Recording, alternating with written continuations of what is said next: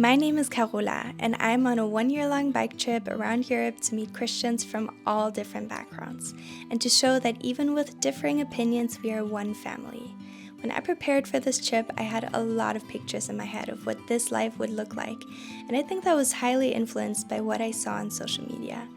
I knew this wouldn't be easy, but I think when we use these platforms, we can forget that we always just see the highlights of somebody else's life, especially when it comes to travel content. And I have been guilty of this in the past too.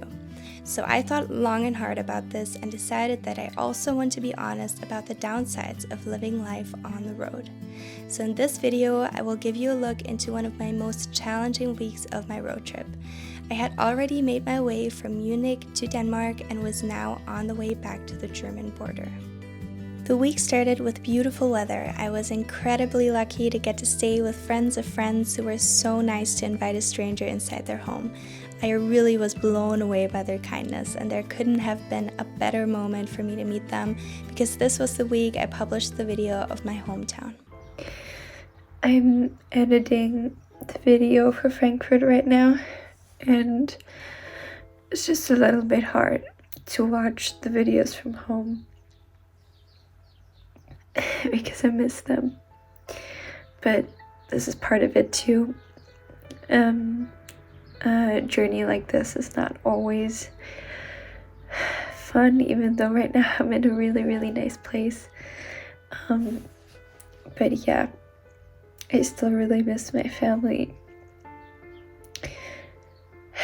It's been really hard, and I think a big part of that is that I'm by myself, and when I was traveling before, there was either like an internship or a school that I was going to, like a family I was staying with. There was some consistency, some sort of plan that I didn't make up, that somebody made up for me, but this time it's really just me.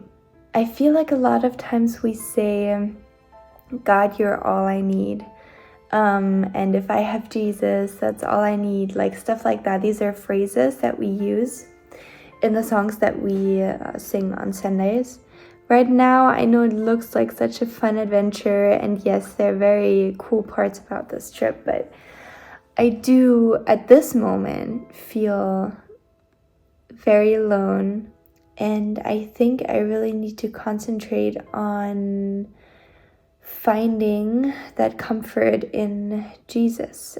But of course, this week also had some really great highlights. I had perfect biking weather, and my next Airbnb was in the middle of a blooming flower field, which, as you can see, I really enjoyed exploring. So that was one of the big highlights of my week, next to, of course, meeting some amazing people who let me stay at their place, which was so special. So the inevitable has happened. My tire is flat.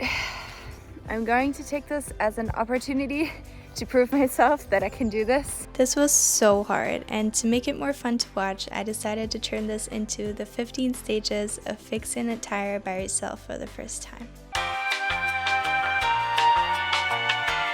Pushing the tire into the middle of the metal thing. I don't know why I'm making this sound like a tutorial, because I'm sure that I'm doing it very badly, but I think it just makes me feel like I'm just creating a video. No biggie. This is no big problem. Totally do this. Alright.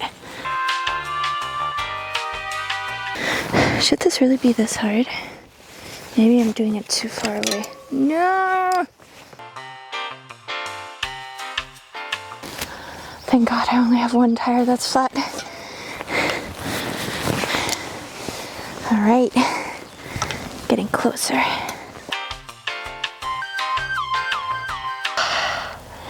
I did one part of it.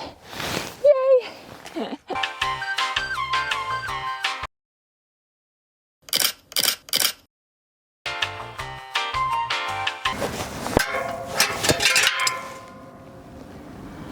Ah! What?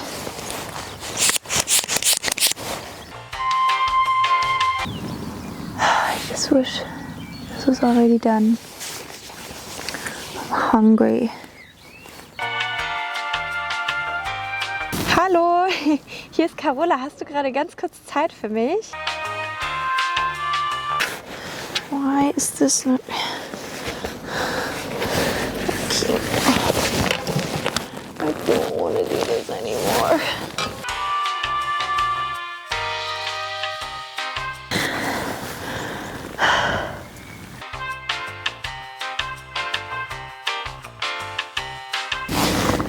You know what I'm just realizing? I do not have to sit in the rain and do this. I can totally sit in the dry and do this. I am such an idiot. Oh my god.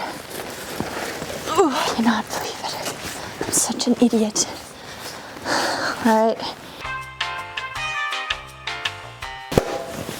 Oh my god. Yes! Yay! Okay, it's all in.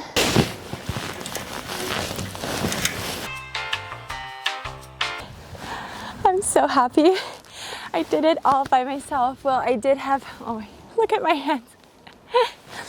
I mean, I had some help from afar and I watched some videos, but I changed a tire and I did it.